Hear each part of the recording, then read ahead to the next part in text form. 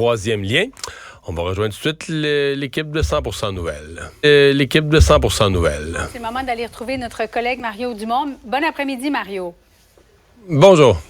Alors, au lendemain de la défaite cinglante de la CAQ dans Jean Talon, le premier ministre François Legault a fait une déclaration concernant le troisième lien autoroutier, à l'effet que rien n'était exclu et qu'il voulait consulter la population via ses députés. Écoutons ensemble la réaction de Manon Massé et Paul Saint-Pierre Plamondon. M. Legault ramène l'idée du troisième lien en disant qu'il veut consulter la population. D'accord. Oui, ça me fait rire. Ça me fait rire pourquoi il vient de perdre une élection, il revient avec le troisième lien. On se pose des questions. Je vois vos yeux, vous l'avez pas entendu, je vous l'apprends. Écoutez, je vais prendre connaissance des déclarations du Vous êtes premier surpris? ministre. Je vais prendre connaissance, ça me Il veut surprend. vous consulter aussi. Bon. Ça m'a fait de surprise. Je vais prendre connaissance de ces déclarations, je vous reviens. Alors, Mario, surtout Paul Saint-Pierre Plamondon, il était totalement incrédule. L'as-tu été toi aussi? Oui, étonné certainement. Je comprends, je veux dire ce que je comprends de ça d'abord. Je comprends qu'on veut passer le message aux gens de la région de Québec que leur message a porté. C'est que, un peu comme il avait dit hier soir François Legault, les gens de Québec, les gens de Jean Talon ont parlé au nom, ont servi un peu de porte-parole des gens de la grande région de Québec, puis ils sont déçus de nous, choqués. Puis le troisième lien est le symbole de ça. OK.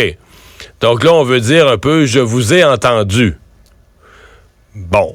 Mais, j'ai un peu l'impression aujourd'hui que M. Legault, tu sais, généralement en aviation, tu as un plan de vol. C'est-à-dire que quand l'avion décolle, là, tu as déjà présenté ton plan de vol, tu sais exactement dans quelle ville tu t'en vas, puis qu'il y a une bonne piste d'atterrissage, puis qu'il y a une tour de contrôle qui t'attend à telle heure, puis que c'est là que tu vas atterrir. Là, j'ai un peu l'impression qu'on vient de lever un avion, puis on sait pas pantoute où ce qu'on s'en va. C'est-à-dire qu'on se dit, ben là, en route, on verra bien un grand champ, un terrain vacant, un champ, une route quelconque, pour pouvoir atterrir ça là, parce que je sais pas où on va arriver avec ça. Est-ce qu'on veut sincèrement relancer le projet de troisième lien sous une nouvelle forme, ou est-ce qu'on va aboutir sur un comité d'experts dans 1 an ou 2 qui, lui, va essayer de regagner du temps jusqu'à une prochaine élection? Mais c'est parce qu'on vient... Les gens de la CAQ là, viennent tout juste au début du printemps dernier de dire, là, accrochez-vous dans le buggy, on va abandonner le troisième lien, ça va brasser, mais il faut le faire un jour parce que là, ce projet-là, on n'est pas capable de le faire. Est-ce que tu peux revenir avec ça quelques mois plus tard? Sincèrement, moi, j'en perds un peu mon latin, là. Puis j'essaie de voir comment tout ça va bien tourner, parce que là, oui, la région de Québec est importante, oui, on a perdu une partielle dans la région de Québec, mais il y a les gens de toutes les autres régions qui s'y perdent, là. Et consulter comment? Via les députés? Bon, là-dessus, c'est parce que j'ai écouté le point de presse en direct tout à l'heure. J'avais un peu l'impression que d'une question à l'autre des journalistes, M. Legault évoluait, comme s'il réfléchissait à haute voix, puis que lui-même, il en rajoutait au fur et à mesure. Et là, il a dit qu'il allait consulter via les députés. Si je l'interprète, c'est que ça, une consultation via les députés, ça a l'avantage. Tu sais, si tu annonces une consultation formelle, une commission quelconque, de tel jour, tu sais, de telle date à telle date, puis là, les caméras sont là. Là, de dire que tu vas consulter à travers les députés, c'est non vérifiable pour nous. C'est que tous les députés, dans le fond, les députés, à la limite, ils consultent tout le temps. Chaque fois qu'ils font du bureau de comté, les gens leur parlent. Chaque fois qu'ils vont au restaurant, les gens leur parlent. Chaque fois qu'ils vont dans une soirée de l'âge d'or ou des scouts où tout le monde leur parle, donc on peut dire qu'ils sont en perpétuelle consultation. Donc, c'est plus ou moins vérifiable de dire que la consultation va se faire à travers la voix des députés. Mais... plusieurs milliards de dollars. Ben, c'est ça. Pas sérieux. C'est ça. Non, mais là, je pense pas que cette consultation-là aboutira pas sur des plans et devis. Là. Cette consultation-là pourrait aboutir sur une décision de dire, ben, les gens de Québec sont tellement convaincus que ce projet est nécessaire qu'on le relance. Puis à ce moment-là, il faudrait retourner vers des experts. Sincèrement, Julie, on parle un peu de n'importe quoi présentement parce qu'on est tous un peu sur le choc de François Legault qui a rouvert ça aujourd'hui. Oui. Puis on ne sait pas vraiment là, c'est quoi son intention. Bon, il y a eu assez de questions des journalistes pour revérifier, mais est-ce que c'est bien ça que vous nous dites? Oui, oui. pour qu'on puisse aujourd'hui affirmer, oui, François Legault a été clair, là, il y a une notion de relancer une consultation, de relancer le projet de troisième lien. Donc ça, c'est tout ce qu'on peut dire avec certitude. Tout le reste, c'est extrêmement marécageux. Là. On sait vraiment pas trop quelle est l'intention, quelle est la forme, où est-ce que ça pourrait aboutir. Et sincèrement, je suis pas certain qu'à la CAQ eux-mêmes, ils le sachent. Donc, je peux pas t'en faire d'autres interprétations que on a voulu aujourd'hui passer le message aux gens de la région de Québec, là, on vous entend. On vous a entendu hier soir. Au lieu de dire, de se dire dans notre tête, notre prochaine promesse, on va la respecter. M. Legault a décidé de ramener la promesse du troisième lien. Attendons de voir quel sera le deuxième coup. Ouais.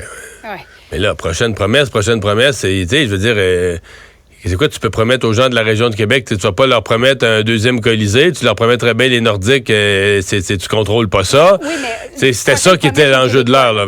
Oui. Ouais, je sais bien. Mais on sent que c'est un parti qui n'est pas habitué de perdre puis qui, hier soir, a beaucoup perdu ses repères, peut-être aussi compte tenu de l'ampleur de la dégelée. Bon, justement, venons à cette défaite, ou en tout cas cette victoire éclatante du Parti québécois, 44 Mario, versus 21 alors que le Parti québécois, on s'en est parlé à cette heure-ci hier, n'avait jamais remporté la circonscription de Jean Talon. Est-ce que tu vois ça comme une super victoire pour le Parti québécois et 3 défaites pour les 3 autres partis? Ou 4 autres partis avec le Parti conservateur? 4 défaites pour les 4 autres partis. Oui, c'est pas mal ça. En fait, il n'y a aucun parti qui peut dire... Je sais qu'on va toujours dire, c'est évident, là, que la défaite est pire pour la CAQ parce que c'est eux qui l'avaient le comté. Tu sais, les 3 autres partis, ils l'avaient pas, ils peuvent pas le perdre. Mais il n'y a aucun des partis autres là, que le PQ qui peut dire, on a quand même une victoire morale, on a bien performé, on a amélioré notre score. Il y a vraiment juste un gagnant hier. C'est vraiment juste le Parti québécois qui a tout raflé. Tous les autres, de différentes façons, là, ont reculé en pourcentage, reculé dans le rang, déçus par rapport aux attentes. Donc, c'est une mauvaise soirée pour 4 partis et une bonne pour le Parti québécois. Puis même avec son pourcentage, le PQ, il va chercher... Parce qu'on dit la CAQ avait gagné Jean Talon, mais jamais avec un pourcentage comme ça. À la dernière élection, je pense que Mme Boutin avait eu 34 quelque chose du genre, pas 44 Donc, c'est vraiment... c'est une victoire phénoménale là, du Parti québécois qui a réussi à faire le plein de son vote, mais c'est clair qu'il a réussi à fédérer toutes les insatisfactions, à réunir en son rang tous les gens qui étaient déçus de la CAQ. Et ça, c'est particulièrement de mauvaise nouvelle pour Gabriel Nadeau-Dubois, pour Québec solidaire, parce que toute l'année passée, puis même l'année d'avant, avant les élections de 2022, c'est ça qu'avait essayé de faire Gabriel Nadeau-Dubois, dire, regarde, on est la seule alternative. Si vous êtes déçus de la CAQ, si vous êtes choqués contre la CAQ, c'est chez nous qu'il faut venir. Et là, tout à coup, c'est Paul Saint-Pierre Plamondon qui a ramassé ce discours-là, qui a ramassé ce message d'être l'alternative, le parti qui est l'alternative au gouvernement. Oui, et Régis Labombe disait hier qu'il avait côtoyé des citoyens qui disaient « c'est la première fois et la dernière fois que je vais voter pour le Parti québécois, simplement parce que je veux que ce soit un vote de contestation à l'endroit de la CAQ. » Alors, qu'est-ce que M. Legault pourrait faire pour regagner la confiance? Est-ce que ça sent prochainement le remaniement ministériel, Mario? Peut-être, mais un remaniement, c'est pas miraculeux en soi. Hein. Tu sais, dans la population, un remaniement, Ouais, un remaniement, c'est les journalistes, puis tout ça, on analyse ça. Si le nouveau cabinet performe mieux, si des ministres faibles, qui font perdre des points, sont plus dans le décor, que des ministres forts que les gens aiment agissent, mais tu sais, le gouvernement est face à des vrais problèmes. Là. Les négociations du secteur public, la santé, l'éducation, ce sont des dossiers très difficiles où je vois pas, moi, de ministre, je vois pas de frappeur de relève qui ferait mieux, tu sais, que Christian Dubé en santé. Donc, c'est complexe. C'est des mois, là, très, très, très difficiles que M. Legault a devant lui. Ce qui est pas exceptionnel en politique. C'est difficile, la politique. C'est difficile gouverner. La seule affaire, c'est que là, t'as un parti, la CAQ, qui a eu ça facile depuis 2017, qui a jamais perdu une élection partielle, à part dans l'ouest de Montréal, mais, tu sais, qui a toujours été en avance dans les sondages, qui a toujours gagné tout, qui a gagné 2 élections générales, toutes les partielles. Alors, il n'y a pas beaucoup d'expérience là, de haut et de bas, de vivre des mois difficiles. T'as vraiment un parti qui... Je dis pas que ça a été, par exemple, facile la pandémie. Ils ont géré des situations difficiles. Mais politiquement, ils n'ont jamais été en danger. Prenons juste les députés de la région de Québec. Ils regardent les résultats hier dans Jean Talon, là, puis ils se disent, hier soir, s'il y avait eu une partielle dans tous les comtés de la région de Québec... Oui. ont été toutes clenchées, là. Peut-être un ou deux auraient sauvé leur peau, peut-être Geneviève Guilbeault dans Louis Hébert, peut-être ceux de Lévis, là, Bernard Drinville, Martine Biron. Mais tu sais, la majorité, hier soir, là, la majorité des caquistes dans la région de Québec faisaient leur valise, là. C'est que là, ils regardent ça, puis ils disent, OK, comment on replace ça, là? En quelques secondes, gouverneur général Mary Simon qui a dépensé tout près de 120 000 en nettoyage à sec depuis 2018. Évidemment, ça comprend les vêtements, mais ça peut comprendre aussi des nappes, des rideaux, etc. As-tu l'impression C'est ce qu'on dit, hein? Oui, c'est ce qu'on dit, Mario. As-tu l'impression qu'après le départ d'une GG, plus ça change, plus c'est pareil, finalement?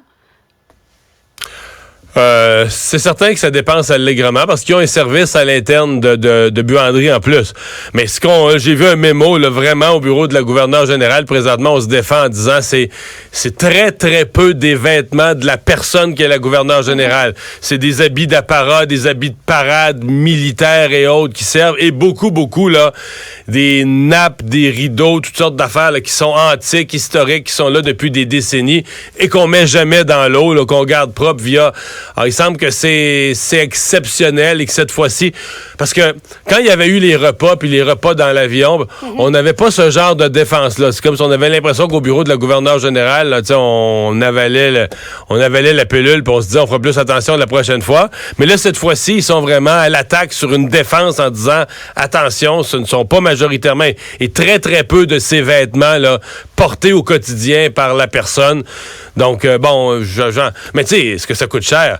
Tu sais, l'ensemble de l'œuvre, là, ne serait-ce que la pension à vie, le salaire, la pension à vie, un budget de fonctionnement à vie, les dépenses de voyage, dépenses de vêtements. Je veux dire, c'est certain que si on faisait un référendum là-dessus auprès des contribuables, ça passerait serré un petit peu, hein? Merci beaucoup, Mario. Bon après-midi à toi. Bye-bye. Pour savoir ce qu'il y a à comprendre, Mario Dumont. Francis Gosselin. Économie.